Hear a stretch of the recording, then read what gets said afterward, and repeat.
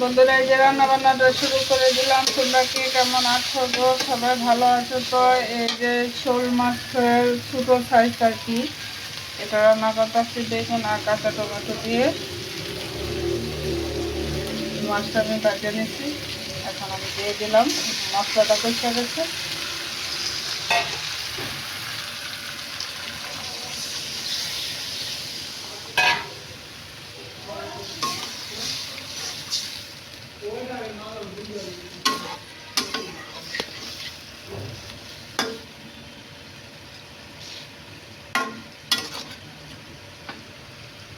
যে বন্ধুরা, আমার তরকারি এটা হয়ে গেল।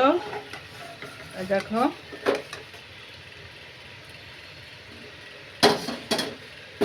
এই শীতের মাঝে আর কি রান্না করব, চলো।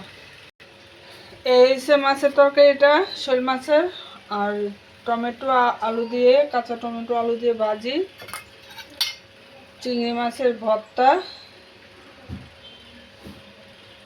আর এসে ডাল। এই ছিল আমাদের আজকের আয়োজন। সকলে সুস্থ ভালো থাকো, ধন্যবাদ।